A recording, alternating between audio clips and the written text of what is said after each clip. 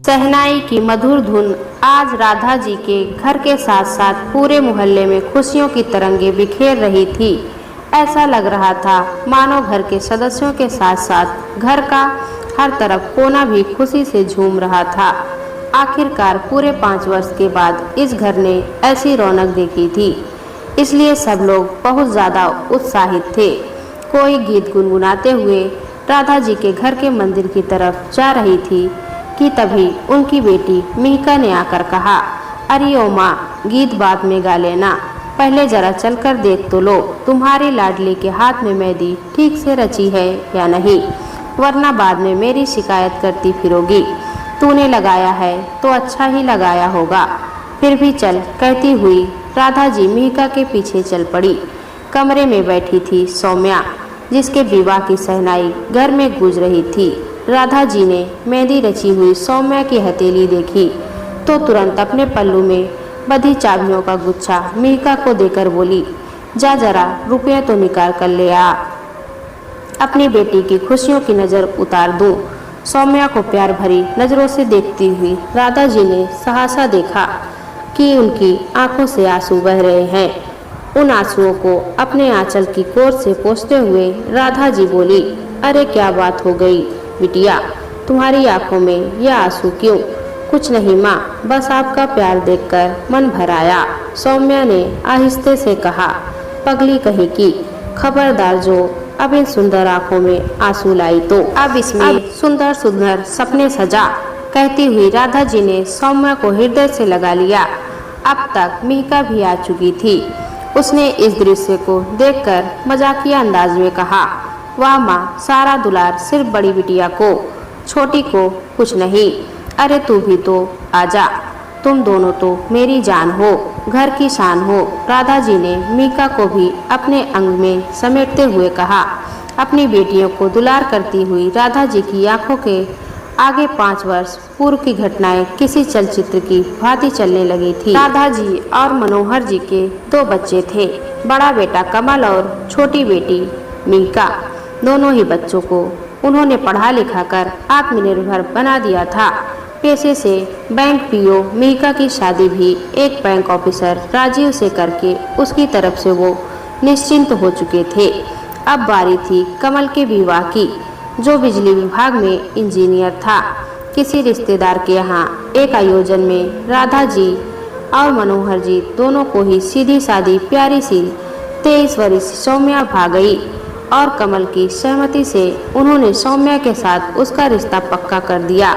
सौम्या और उसका परिवार भी इस रिश्ते से बहुत खुश थे। 1 ही महीने बाद सौम्या बहू बनकर उनके घर आ गई। सारा घर खुशियों से चहक उठा था, लेकिन शायद किस्मत को ये खुशी ज़्यादा दिन रास नहीं आई। विवाह के 3 ही महीने बाद दफ्तर से लौटते हुए एक सड़क दुर्घटना में कमल की मृत्यु हो गई। सारे परिवार पर दुख का पहाड़ टूट पड़ा। अपनी नई नवेली बहू को श्रृंगार विहीन देखकर राधा जी और मनोहर जी का हृदय मानो फट पड़ता था और दुनिया के रीति रिवाज तो निभाने ही थे। जैसे तैसे करके कमल की 13वीं संपन्न हुई। सभी रिश्तेदार लगभग जा चुके थे, बस सौम्या के माता पिता और भाई अभी वहीं थे। जब उनके जाने का वक्त हुआ था तब सौम्या के भाई नीरज ने कहा, सौम्या भी तो अब हमारे साथ ही जाएगी। उनकी बात सुनकर राधा जी बोली, आपकी बेटी पर पहला हक आपका है, आप लोग चाहे तो उसे ले जा सकते हैं। उनकी बात सुनकर सौम्या की माँ इंदु जी बोली, देखिए बहन जी, हम जानते हैं कि ये दुख बहुत बड़ा है और इसकी भरपाई भी नहीं की जा सकती, लेकिन अब जो जिंदा है उनके विषय में तो सोचना ही पड़ेगा। जी आप बिल्कुल सही कह रही हैं, मैं सौम्या को बोलती हूँ अपना सामान पैक कर ले, राधा जी ने मायूस आवाज में कहा। राधा जी की बात सुनकर इंदु जी बोली, नहीं नहीं बहन जी, रुकिए, मेरी बात सुन लीजिए। मेरे कहने का मतलब था कि दामाद जी के साथ अब तो सौम्या की खुशियाँ भी मर गई, लेकिन मेरी एक और बेटी फिर बेटा जिंदा है। सौम्या को साथ ले जाकर मैं इनकी खुशियाँ नहीं छीन सकती, आखिर हमें भी इस समाज में रहना है। घर में विधवा बेटी देखकर न दूसरी बेटी के लिए अच्छे रिश्ते आएंगे और न कोई बहू की जिंदगी भर साथ रहने वाली ननद को स्वीकारेगी। इसलिए अगर आप उसे यहाँ रखना चाहती हैं तो रखिए, वरना किसी विधवा आश्रम में भेज दीजिए। क्या विधवा आश्रम? ये आप कैसी बात कर रही हैं बहन जी? आखिर वो आपकी बेटी है। और भाई साहब, आप क्यों चुप हैं? आप तो कुछ कहिए। राधा जी ने इंदु जी के साथ साथ सौम्या के पिता चंदन जी को तरफ सवालिया निगाहों से देखते हुए कहा।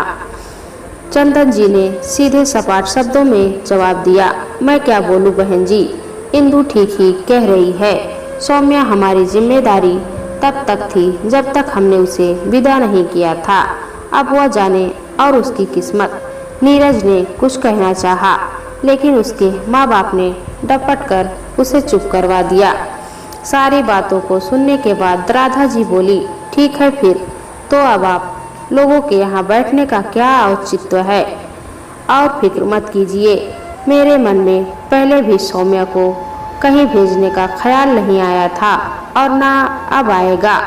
वो तो नीरज की बात सुनकर लगा कि शायद आप खुद ही ये फैसला ले रही हैं बहन जी। एक बार भाई साहब से तो पूछ लीजिए कि वो विधवा बहू को अपने घर में रखना चाहते हैं या नहीं, इंदु जी ने कहा। उनकी इस बात का जवाब देते हुए राधा जी बोली, मुझे किसी से कुछ पूछने की आवश्यकता नहीं है।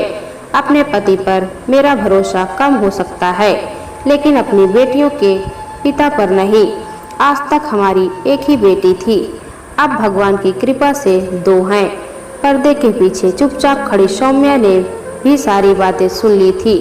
अपनी माँ की कही हुई बातें सुनकर उसकी आंखों से आंसुओं की धार बहती ही जा रही थी। तभी मनोहर जी, मीका और राजीव भी वहां आ पहुँचे। मीका ने रोती हुई सौम्या को देखा तो उसके आंसू पोंछकर उसे दिलासा देने लगी। तभी राधा जी की आवाज आई, सौम्या बेटी यहाँ आओ। सौम्या के आने पर उन्होंने उससे कहा, मैं जानती हूँ तुम सारी बातें सुन चुकी हो, अब तुम्हारे माँ पापा जा रहे हैं, इन्हें प्रणाम कर लो। उनकी बात पर सौम्या धीरे से बोली, क्यों माँ, अब इसकी भी क्या ज़रूरत है? अब तो मैं इनकी बेटी ही नहीं हूँ। अच्छा ठीक है, मेहमान समझकर ही प्रणाम कर लो, बाकी बातें हम बाद में करेंगे, राधा जी ने कहा। उनकी बात का मान रखते हुए सौम्या ने प्रणाम की मुद्रा में अपने हाथ जोड़ लिए। बिना कुछ कहे खामोशी से सौम्या के मायके वाले वहां से चले गए। उनके जाने के बाद मीका ने राधा जी से पूछा, क्या बात हो गई माँ? भाभी ऐसे क्यों कह रही थी अपने परिवार के विषय में? उसके सवाल का जवाब देती हुई राधा जी बोली, भाभी नहीं दीदी, आज से सौम्या तुम्हारी बड़ी बहन और इस घर की बड़ी बेटी है। उसी के साथ उन्होंने सौम्या के माता पिता की कही हुई बातें और अपना फैसला सारे परिवार को बता दिया। उनकी बात सुनकर मनोहर जी बोले, तुमने बिल्कुल ठीक जवाब दिया उन्हें। हमारे लिए हमारी बेटी बोझ नहीं है जो उसे यूं उठाकर घर के बाहर फेंक दे। मीका ने भी राधा जी को गले लगाते हुए कहा, मेरी प्यारी माँ, मुझे गर्व है तुम पर और मुझे भी सासू माँ। आपके इस नेक फैसले ने मुझे भी एक साली दे दी, बड़ी ही सही। राजीव ने माहौल हल्का करने के उद्देश्य से कहा। उसकी बात सुनकर सभी घर वालों के साथ सौम्या के चेहरे पर भी मुस्कान की क्षीण रेखा आ गई। राधा जी ने सौम्या को अपने पास बैठाते हुए कहा, सुनो बेटी, यूँ तो बच्चों को देना माता पिता का ही फर्ज होता है, लेकिन आज मुझे अपनी बड़ी बेटी से कुछ चाहिए। मैं भला आपको क्या दे सकती हूँ माँ? दिया तो आपने है अपना प्यार, ये परिवार और सम्मान के साथ सर पर छत, सौम्या बोली। राधा जी ने प्यार से उसके सर पर हाथ रखते हुए कहा, दे सकती हो, एक वादा की, आज के बाद ना तुम दुखी होकर आंसू बहाओगी और ना ही ऐसे श्री विहीन रहोगी। जैसे एक बेटी रहती है बिल्कुल उसी तरह रहोगी। जो होना था हो गया, उस पर किसका जोर है, लेकिन हमें तो जीना ही है जब तक सांस है। मनोहर जी भी उनकी बात से सहमत होकर बोले, बिल्कुल ठीक कह रही हैं तुम्हारी माँ, अब इस घर को तुम्हें ही सजाना संवारना है। और ये तभी होगा जब तुम सामान्य रहोगी।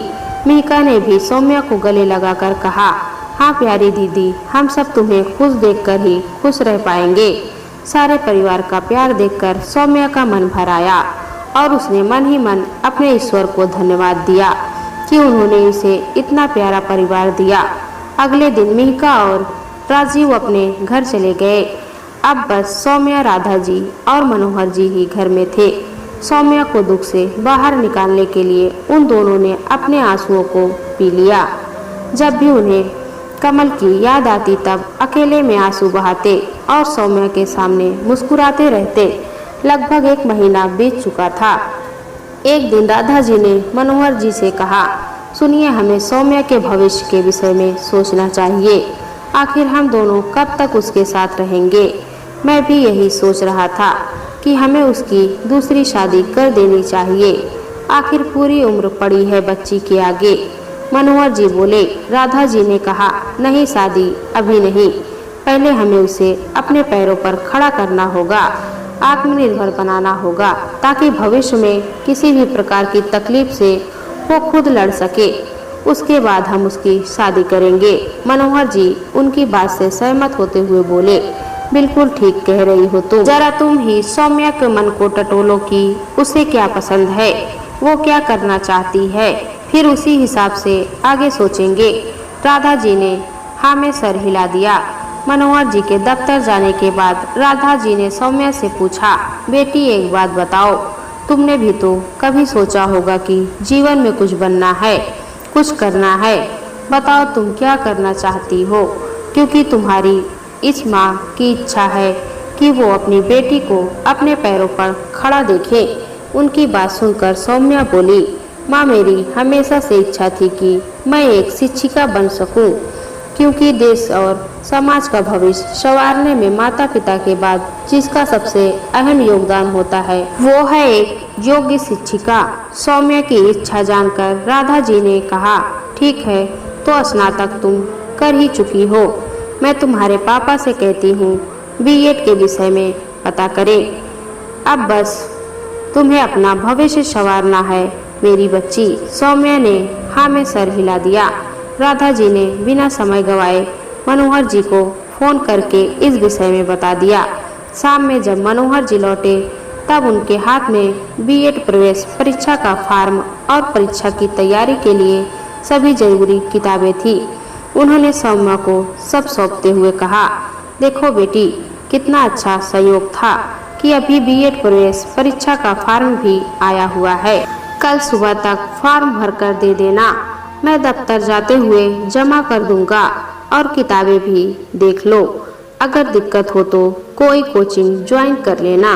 अभी परीक्षा में 4 महीने का वक्त है। मनोहर जी और राधा जी की तत्परता और सहयोग देखकर सौम्या एक बार फिर भावुक हो गई थी। वो चाय बनाने रसोई की तरफ जा ही रही थी कि राधा जी बोली, कहाँ चली तुम? आज से रसोई से तुम्हारी छुट्टी, तुम जाओ और पढ़ाई करो। जब ब्रेक लेने का मन हो तब भी रसोई में मत झांकना कि थक जाओ। टीवी देखना, गाने सुनना, यह तुम्हारी छोटी बहन है ही अपनी बातों से तुम्हारा सर खाने के लिए। पर माँ, आप अकेले कैसे? सौम्या ने कहना चाहा तो राधा जी ने हंसते हुए बोली, अभी बूढ़ी नहीं हुई है तुम्हारी माँ। मनोहर जी भी उनकी बात पर सहमति जताते हुए बोले, और तुम्हारे पापा भी तो हैं माँ का साथ देने के लिए। तुम निश्चिंत रहो। आखिर सौम्या को हार मानकर अपने कमरे में जाना ही पड़ा। उसने ठान लिया था कि अपने माँ पापा को निराश नहीं करना है, इसलिए परीक्षा की तैयारी में दिन रात एक कर दिया। जब परीक्षा का परिणाम आया तब सौम्या का चयन सबसे अच्छे कॉलेज के लिए हो चुका था। इस अवसर पर राधा जी और मनोहर जी ने मिहिका और राजीव के साथ मिलकर सौम्या के लिए छोटी सी पार्टी रखी। सब उसके लिए बहुत खुश थे। वक्त पंख लगाकर उड़ता चला गया। 2 वर्ष में सौम्या का बीएड पूरा हो चुका था और अब एक प्रतिष्ठित विद्यालय में शिक्षिका के तौर पर कार्य करते हुए वो एमएड भी कर रही थी। अब जब उसका एमएड भी पूरा होने वाला था तब राधा जी ने मनोहर जी से कहा, अब हमें सौम्या के विवाह के विषय में सोचना चाहिए। सौम्या के कानों में ये बात पड़ गई और पहले तो उसने विवाह से इनकार कर दिया, लेकिन राधा जी के बहुत समझाने पर मान गई। उसके विवाह के विषय में सोचते हुए मनोहर जी राधा जी से बोले, मेरी नज़र में एक लड़का है, करण नाम है उसका। पिछले 2 वर्ष से बतौर सहायक मैनेजर मेरे दफ्तर में काम करता है। बहुत ही नेक दिल है, लेकिन वो अनाथ है। उनकी बात सुनकर राधा जी बोली, अनाथ है तो क्या हुआ जी, हमें लड़के के चरित्र से मतलब है। हाँ, लेकिन फिर भी अब जरा निजी तौर पर उसकी छानबीन कर लीजिए। फिर अगर वो सौम्या के विवाह के लिए राजी हो तब सौम्या को उससे मिलवा कर उसकी भी मर्जी पूछ लेंगे। मनोहर जी ने हामी भर दी। जितने भी लोगों से उन्होंने करण के विषय में पता किया, उसके आस पड़ोस सगे साथी सबने करण की तारीफ की। फिर मनोहर जी भी तो उसे 2 वर्ष से जान ही रहे थे। अब उन्होंने एक दिन बातों बातों में करण से उनकी शादी की इच्छा के विषय में पूछा और साथ ही ये जानने की कोशिश की कि उसे कोई लड़की पसंद तो नहीं है। जब करण ने कहा कि उसके जीवन में कोई लड़की नहीं है, तब उन्होंने सौम्या के विषय में उससे बताते हुए कहा, बेटे तुम ये मत सोचना कि तुम्हें अकेला देखकर मैं एक विधवा लड़की तुम्हारे पल्ले बांधना चाहता हूँ। तुम जब से इस दफ्तर में आए तुमसे एक अलग ही लगाव रहा है मुझे। सौम्या कभी मेरी बहू थी, लेकिन अब बेटी है। कोई भी बाप अपनी बेटी के लिए तुम जैसा जीवन साथी पाकर धन्य महसूस करेगा। अगर तुम चाहो तो एक बार सौम्या से मिल लो, पर अगर तुम्हारी ना है तब भी कोई दिक्कत नहीं। संकोच मत करना कि मैं तुम्हारा बॉस हूँ, तो तुम्हें मेरी बात माननी ही होगी। उनकी बात सुनकर करण बोला, नहीं नहीं सर, मैं कुछ भी गलत नहीं सोच रहा।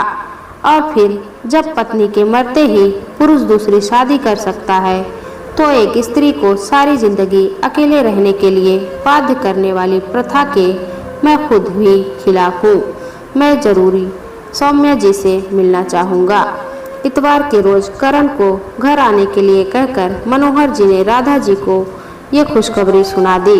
राधा जी ने सौम्या को करण के विषय में बताते हुए कहा, बेटी वैसे तो करण अच्छा लड़का है, लेकिन फिर भी कोई जबरदस्ती नहीं है कि तुम इस रिश्ते के लिए हाँ ही कहो। अगर वो तुम्हें पसंद ना आए तो बिना किसी हिचक के कह देना। सौम्या ने करण से मिलने के लिए हाँ तो कह दिया, लेकिन उसके मन में किसी तरह की कोई उमंग नहीं थी। सब कुछ किस्मत पर छोड़कर उसने स्वयं को तटस्थ कर लिया। करण जब घर आया तब उनकी बातों से, व्यवहार से राधा जी को भी वो अजनबी नहीं लगा। करण और सौम्या को बातें करने के लिए छोड़कर मनोहर जी और राधा जी वहां से चले गए। आखिरकार 2 परिपक्व लोगों की परिपक्व सोच ने इस रिश्ते पर सहमति की मोहर लगा दी। मनोहर जी और राधा जी की प्रसन्नता का ठिकाना नहीं था। उन्होंने तुरंत मिहिका और राजीव को ये खबर दी, जो यहाँ आने के लिए निकल चुके थे। फिर उन्होंने करण से कहा, बेटे हम तो चाहते हैं जल्द से जल्द ये विवाह हो जाए, तुम्हारी क्या इच्छा है? करण ने कहा, मेरी भी यही इच्छा है, पर अब जब मैं अकेला हूँ तो आगे की सारी बात भी मुझे ही करनी होगी, लेन देन की बात। उसकी बात सुनकर मनोहर जी बोले, हाँ हाँ, बिना किसी संकोच के कहो बेटा, हम हर संभव तुम्हारी हर मांग पूरी करेंगे। उधर सौम्या करण की बात सुनकर चौंक गई और कुछ कहना चाहा कि उसे रोकते हुए राधा जी बोली, पहले करण को अपनी बात पूरी करने दो। करण ने आगे कहा, आप तो जानते हैं मैं अनाथ हूँ और सौम्या की विदाई के बाद आप भी यहाँ अकेले हो जाएंगे, तो बस मुझे शादी के उपहार में मेरे माँ पापा दे दीजिए। मैं चाहता हूँ हम एक परिवार बनकर साथ रहें, क्योंकि सिर्फ माता पिता को ही नहीं, बच्चे को भी कदम कदम पर माता पिता की ज़रूरत होती है। उनकी बात सुनकर सौम्या के साथ साथ मनोहर जी और राधा जी भी भावुक हो गए। मनोहर जी ने खुशी से भर आई अपनी आंखों को पोंछा और बोले, बेटे अगर तुम्हें ऐतराज ना हो तो कंपनी का दिया घर छोड़कर अपने इस घर में आ जाओ। इस घर को उसका बेटा लौटा दो। राधा जी ने भी इस बात में उनकी सहमति जताई और फिर बोली, लेकिन तुम देख लो, कोई जबरदस्ती नहीं है, हमें अपने बच्चों की खुशी चाहिए। तुम कहोगे तो हम भी तुम्हारे साथ चलेंगे। सबकी बात सुनकर सौम्या बोली, लेकिन माँ, पहले मिहिका से तो बात कर लीजिए, इस घर पर उसका भी हक है। अब तक मिहिका और राजीव भी आ चुके थे। सारी बात सुनकर मिहिका बोली, मुझे मेरा भाई मिल गया, और क्या चाहिए मुझे। बिल्कुल, अब आप करण जी से तो पूछिए, उनकी इच्छा क्या है। राजीव ने कहा। करण समझता था कि इस उम्र में मनोहर जी और राधा जी के लिए नई जगह में एडजस्ट करना मुश्किल होगा, इसीलिए उनकी बात का मान रखते हुए उसने इस घर में आना स्वीकार कर लिया। करण और सौम्या दोनों की ही इच्छा थी कि विवाह सादगी से हो, लेकिन राधा जी ने कहा, हल्दी मेहंदी वगैरह की रस्में तो होंगी ही। तय हुआ कि विवाह के एक दिन पहले करण यहाँ चला आए ताकि उसकी तरफ की भी सारी रस्में हो सके। राजीव ने जब बताया कि उसके माता पिता भी इस समाचार से बहुत प्रसन्न हैं और इस शुभ कार्य का हिस्सा बनना चाहते हैं, तब सबकी खुशी और बढ़ गई। इस बात पर राजी हो गए कि करण की तरफ से मिहिका, राजीव और उनके माँ पापा सब कार्यभार रहेंगे। पंडित जी ने विवाह के लिए 2 महीने बाद का मुहूर्त बताया था। उस हिसाब से सब लोग तैयारियों में जुट गए। मनोहर जी के दफ्तर में जब सबको यह खबर मिली, तब सबने मनोहर जी और करण की बहुत तारीफ की, साथ ही अपनी तरफ से हर मदद का आश्वासन दिया। मिहिका, राजीव और उनके माँ पापा के साथ साथ बारात में रौनक लगाने के लिए करण की तरफ से अब सारे दफ्तर वाले भी शामिल हो गए थे। सौम्या के मना करने के बावजूद मनोहर जी उसके मायके वालों को भी विवाह का निमंत्रण पत्र दे आए थे। इस निमंत्रण पत्र को देखकर इंदु जी और पूरे परिवार को यकीन ही नहीं हो रहा था कि ये सच है। सौम्या की नौकरी के साथ साथ करण के ओहदे के विषय में जानकर भी उन्हें झटका सा लगा। उन्होंने तो इतने वर्षों में कभी सौम्या या उसका परिवार की खबर नहीं ली थी और न अपने यहाँ हुए आयोजनों में ही उन्हें बुलाया था, लेकिन इस निमंत्रण पत्र को देखकर अब वहाँ जाने के लिए तैयार थे। आखिरकार वो शुभ दिन आ ही गया जब एक बार फिर मेहंदी के खूबसूरत बूटों से सौम्या की हथेली सज उठी। अरे कहाँ चले गए सब लोग। मनोहर जी सबको आवाज देते हुए वहां आए। तब राधा जी अतीत के पन्नों से बाहर निकली। उनकी भी आंखों में आंसू छलक आए थे। उन्हें पोंछते हुए वो बोली, क्या हुआ, क्यों ढूंढ रहे थे हमें? अरे करण बस आने वाला है, उसका स्वागत करना है कि नहीं? चलो उठो करण की बहन जी। मनोहर जी मिहिका को लाड से बोले। करण के साथ दफ्तर के उसके कुछ साथी भी थे। सबका स्वागत करके मिहिका ने उन्हें उनका कमरा दिखाया और फिर एक एक करके रस्में शुरू हो गई। विवाह का मुहूर्त अगले दिन का था। तय हुआ कि बारात सजकर पास के मंदिर चलेगी और फिर वहीं से सब लोग नाचते गाते घर तक आएंगे, क्योंकि राधा जी की इच्छानुसार विवाह का मंडप इसी घर में लगा था। विवाह के दिन सौम्या के माता पिता, भाई भाभी भी उपस्थित थे। यहाँ की सजावट, तैयारियां और रौनक देखकर आज उन्हें अपनी सोच पर शर्मिंदगी हो रही थी। उन्होंने सौम्या से बात करना चाहा, उसके पास बैठना चाहा, तो सौम्या ने बस औपचारिकतावश उनके पैर छुए और उठकर दूसरे कमरे में चली गई। बारात भी अब द्वार पर आ चुकी थी। द्वार पूजा, जयमाल की रस्मों के बाद अब दूल्हा दुल्हन मंडप में आ चुके थे। कुछ रस्मों के बाद पंडित जी ने कहा, कन्यादान के लिए लड़की के माता पिता आगे आए। इंदु जी और चंदन जी जैसे उठकर आने लगे। सौम्या ने उन्हें रुकने का इशारा करते हुए मनोहर जी और राधा जी से कहा, माँ पापा, कोई माने या ना माने, मैं मानती हूँ कि ये मेरा नया जन्म है और इस नए जन्म के जनक आप दोनों हैं, इसलिए इस बेटी का कन्यादान करने का अधिकार बस आपका है। राधा जी ने कुछ कहना चाहा तो सौम्या ने अपने हाथ जोड़ लिए। इंदु जी और चंदन जी चुपचाप अपनी जगह पर आकर बैठ गए। अपनी बड़ी बेटी का हाथ दामाद के हाथ में सौंपते हुए मनोहर जी और राधा जी दोनों की आंखों से आंसू बरसकर उनकी हथेलियों पर जा गिरे।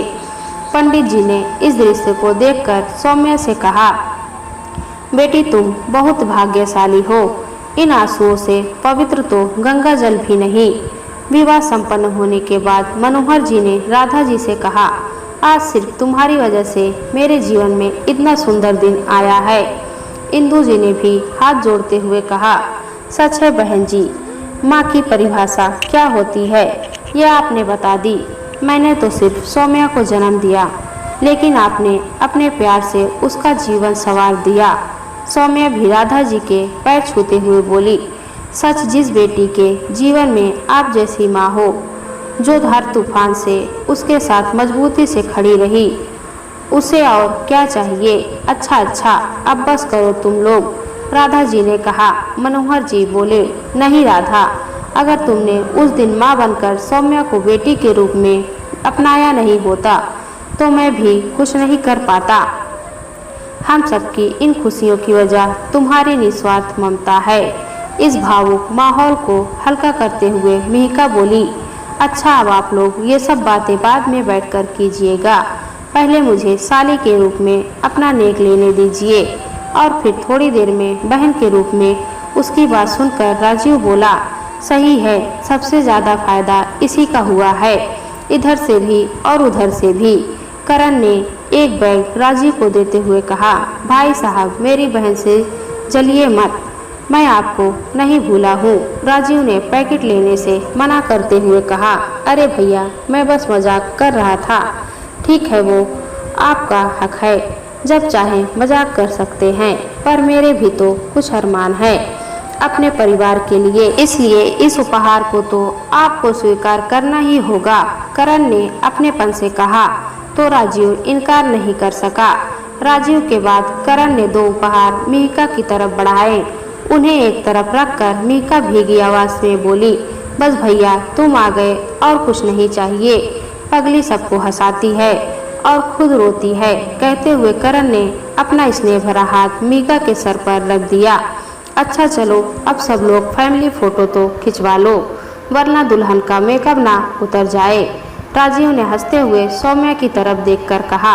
सौम्या भी हंसकर बोली, फिक्र मत कीजिए, वाटरप्रूफ मेकअप है। फैमिली फोटो खिंचवाते हुए करण और सौम्या के साथ साथ सबके चेहरे खुशी से यूं दमक रहे थे कि कैमरे की फ्लैश लाइट भी उसके आगे फीकी पड़ चुकी थी। दोस्तों कहानी अच्छी लगी तो कमेंट में बताएं। चैनल पर नए हैं तो एक लाइक और सब्सक्राइब जरूर करें।